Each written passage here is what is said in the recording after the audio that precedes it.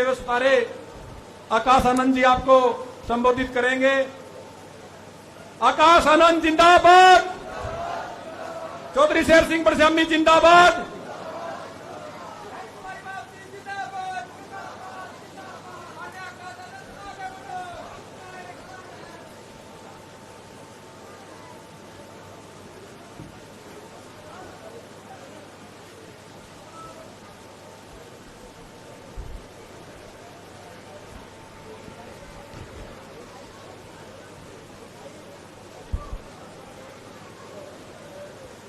जय भीम।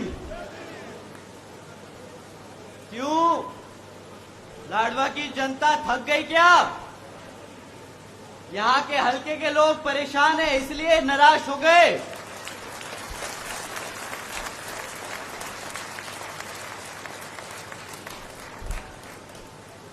एक बार ऐसा जय भीम दीजिए कि चंडीगढ़ को पता चल जाए। आपके यहाँ जो सामने खड़ा है मुख्यमंत्री, उसको समझ आ जाए कि यहाँ से आपने सपना जी को जिताकर भेजने का मन बना लिया। जय भीम। आज यहाँ मौजूद हमारी सभी माताएं बहनें, हमारे सभी बड़े बुजुर्ग, हमारे सभी युवा साथी जो अपना दिन का इतना कीमती समय निकालकर हम सबको सुनने आए, आप सभी का मैं तहे दिल से धन्यवाद करता हूं। और आज इस विशाल चुनावी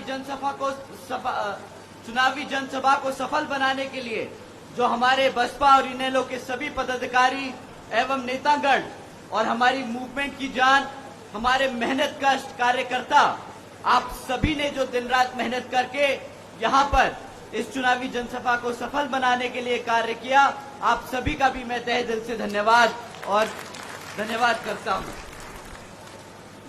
साथियों, आप लोगों के बीच में कुछ जरूरी मुद्दे रखने से पहले मैं सबसे पहले अपने सभी संतों, गुरुओं, महापुरुषों को, जिसमें खासकर महात्मा ज्योतिबा फूले, छत्रपति शाहू जी महाराज, नारायण गुरु पेरियार रामास्वामी जी, बाबा साहब डॉक्टर भीमराव अंबेडकर जी एवं मान्यवर साहब श्री काशीराम जी को नमन करता हूं। साथ ही मैं बहुजन समाज पार्टी के राष्ट्रीय अध्यक्ष व उत्तर प्रदेश की 4 बार रही मुख्यमंत्री व पूर्व सांसद आदरणीय बहन जी के नाम से लोकप्रिय बहन कुमारी मायावती जी को भी तहे दिल से आभार प्रकट करता हूं। साथियों, जिन्होंने अपनी पूरी जिंदगी बामसेफ, DS4 व बीएसपी के जन्मदाता एवं संस्थापक मान्यवर साहब श्री काशीराम जी के बताए हुए रास्ते पर चलकर परम पूज्य बाबा साहब डॉक्टर भीमराव अंबेडकर जी के मानवतावादी व आत्मसम्मान एवं स्वाभिमान के मूवमेंट के कारवा को अपने आजीवन त्याग, तपस्या व कड़े संघर्ष से जारी रखा, उसे एक नई राजनीतिक ऊर्जा दी, शक्ति दी और पहचान दी है तथा उत्तर प्रदेश जैसे विशाल व महत्वपूर्ण राज्य में 4 बार अपनी पार्टी बीएसपी के नेतृत्व में सरकार बनाकर खासकर बहुजन समाज के लिए एक ऐसी मिसाल बन गई हैं, जिससे प्रेरणा लेकर आज यहाँ करोड़ों लोग हरियाणा में भी सामाजिक परिवर्तन व आर्थिक तरक्की के मिशनरी कार्य से जुड़ चुके हैं। इतना ही नहीं, बल्कि मैं खुद भी उनके इस नेतृत्व से प्रभावित होकर यहाँ बीएसपी मूवमेंट से जुड़ चुका हूँ और उनके पदचिन्हों पर चलकर इस मिशनरी दायित्व, कर्तव्य व फर्ज को अपनी आखिरी सांस तक निभाने की पूरी कोशिश करता रहूंगा। साथियों, मैं हमारे alliance partner Indian National Lokdal के संस्थापक एवं पूर्व उप प्रधानमंत्री श्री चौधरी देवीलाल जी को तहे दिल से नमन करता हूं। साथ ही इनेलो के राष्ट्रीय अध्यक्ष श्री ओम प्रकाश चौटाला जी और इनेलो के राष्ट्रीय महासचिव और हमारे गठबंधन की ओर से हरियाणा प्रदेश के मुख्यमंत्री के उम्मीदवार श्री अभय सिंह चौटाला जी का भी तहे दिल से आभार प्रकट करता हूं। साथियों, आप लोगों के बीच में यहाँ विधानसभा के कुछ जरूरी मुद्दे रखने से पहले मैं अपने सभी SC/ST भाइयों जो आज यहाँ इस जनसभा में शामिल हुए हैं, आप लोगों से कुछ जरूरी बात करना चाहूंगा। साथियों, जैसा कि आप जानते हैं, हाल ही में ऑनरेबल सुप्रीम कोर्ट ने एक सब कास्ट कैटेगराइजेशन के बारे में एक जजमेंट पास किया है, जिसके संबंध में आदरणीय बहन कुमारी मायावती जी ने भी प्रेस कॉन्फ्रेंस कर हम सभी भाई बहनों को आगाह करने का काम किया।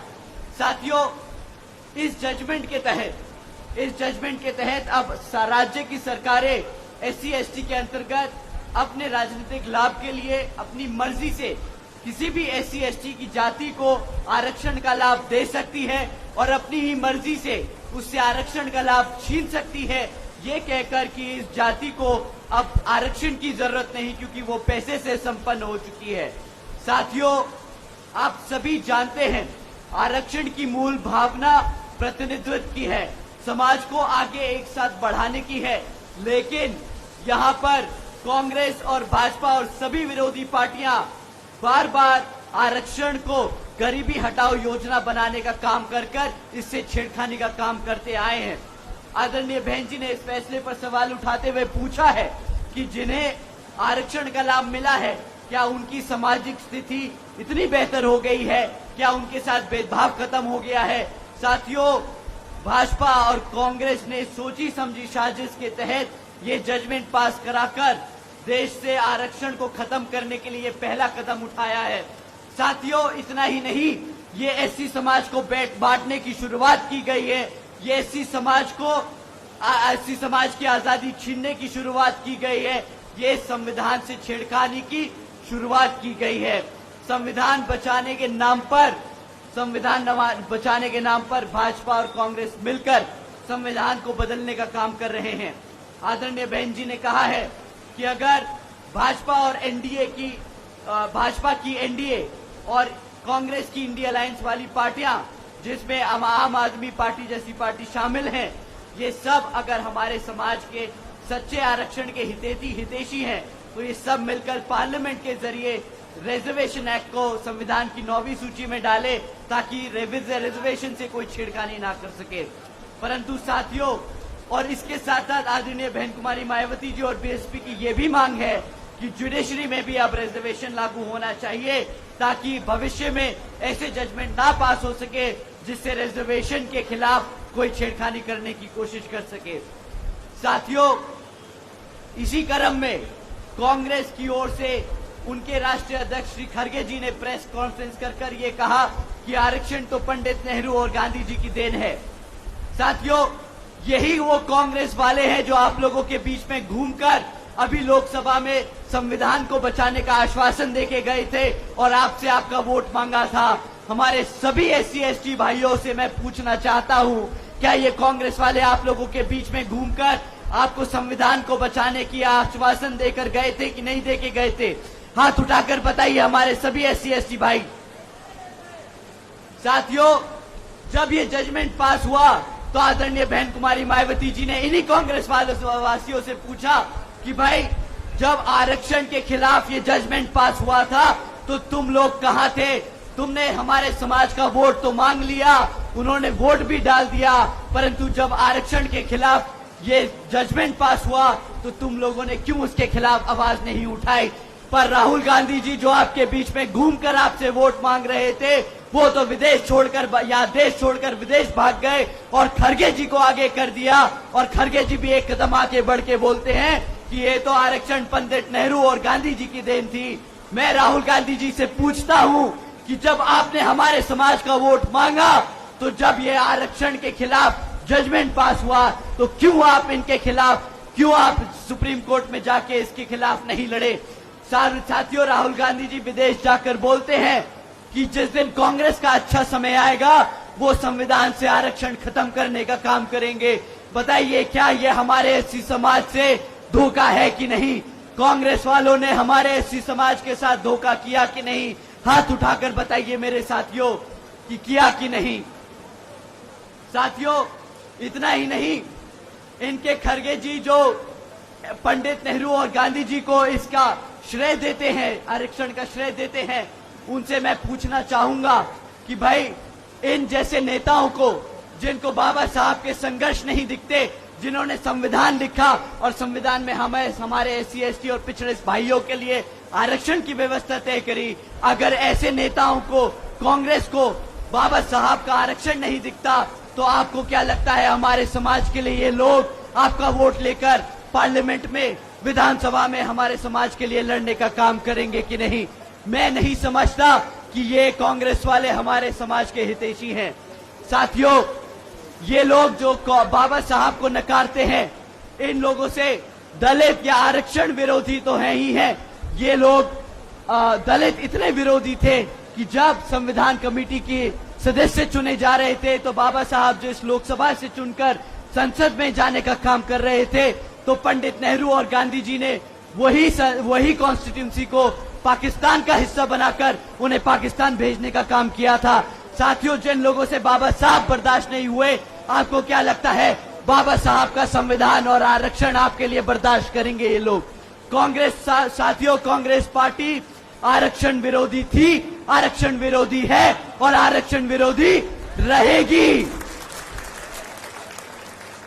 साथियों, ये कांग्रेस पार्टी जिन्होंने बाबा साहब को भारत रत्न की उपाधि तक नहीं दी, इन्होंने तो मंडल कमीशन की रिपोर्ट भी लागू नहीं करी, ये लोग क्या आपको लगता है हमारे समाज के लिए लड़ेंगे?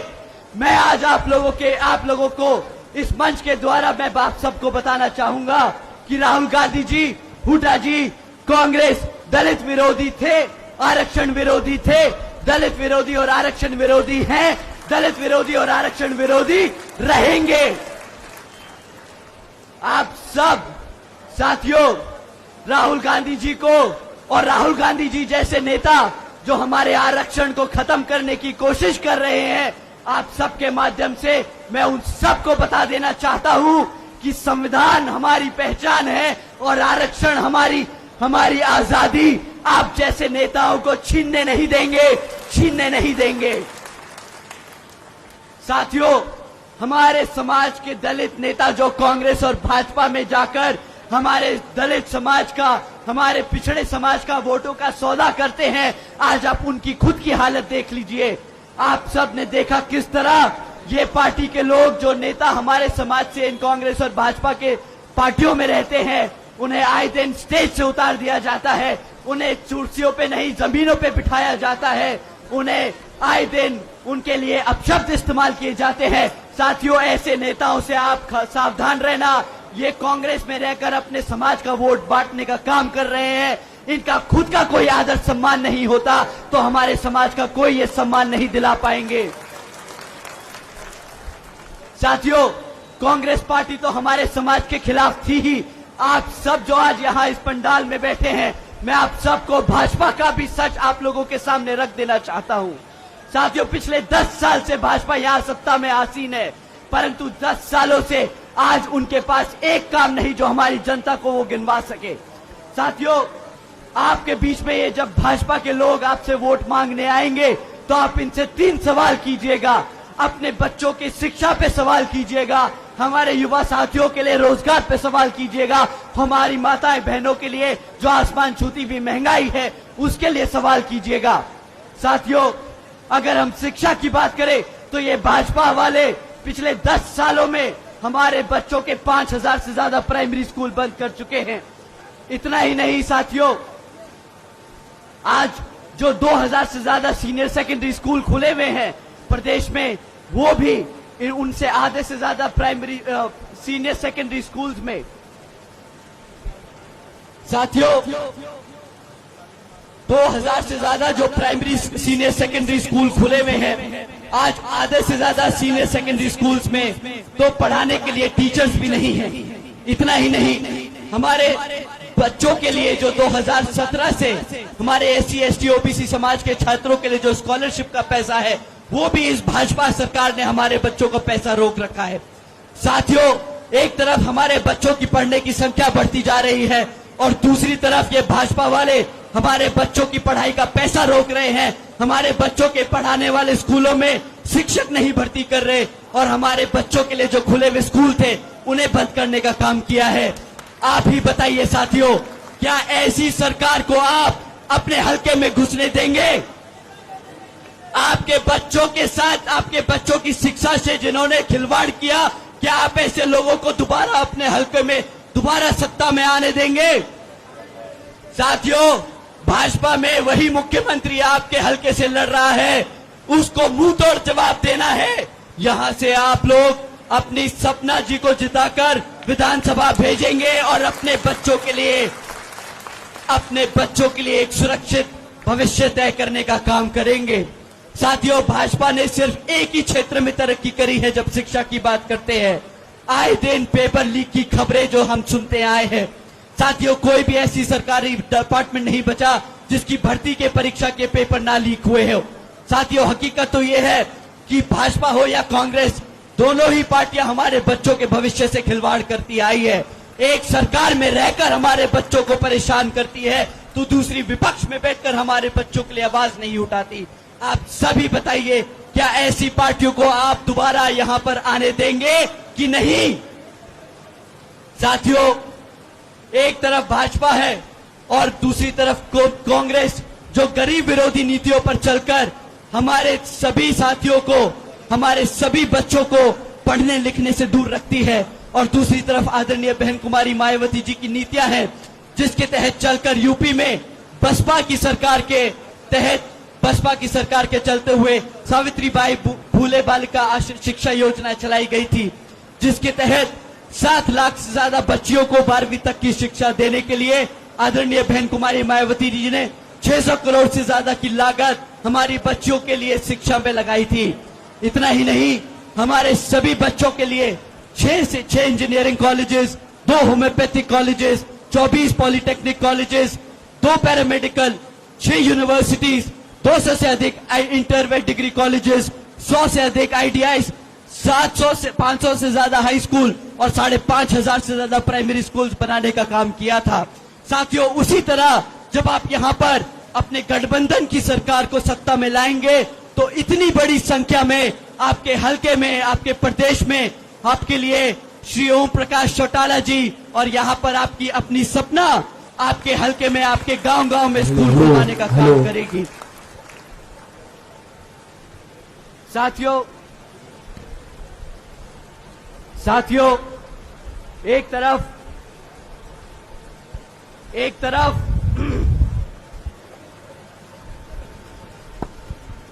साथियों, आज लगता है माइक हमें बोलने नहीं देगा। साथियों, मैं अपने सभी युवा साथियों से दरखास्त करूंगा कि जब भाजपा के लोग आप लोगों के बीच में आए तो आप उनसे जरूर सवाल कीजिएगा कि पिछले 10 साल से हम अपनी पढ़ाई लिखाई कर डिग्रियां लेकर यहां पर बेरोजगार घूम रहे हैं। आपको जानकर हैरानी होगी कि यहां आज पंडाल में बैठे युवा साथी अकेले नहीं है। हरियाणा का 40% युवा आज की डेट में बेरोजगार घूम रहा है।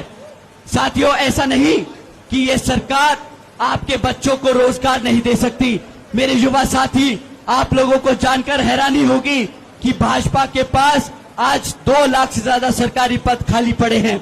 इतना ही नहीं, आज 10 साल बाद 2000 से ज्यादा जो सरकारी कॉलेजेस में जो हमारे लेक्चरर्स थे, वो पिछले 10 साल से परमानेंट होने की मांग कर रहे हैं।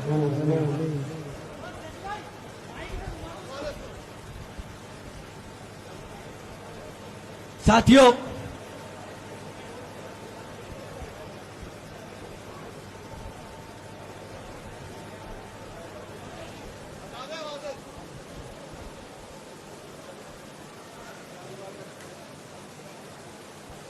साथियों 2 लाख से ज्यादा सरकारी पद जो खाली पड़े हैं, ऐसा नहीं कि ये भाजपा अगर चाहे तो हमारे बच्चों को रोजगार देने के लिए वो सरकारी पद नहीं भर सकती, परंतु इनकी नीयत नहीं है कि ये सरकारी पद वो भर सके।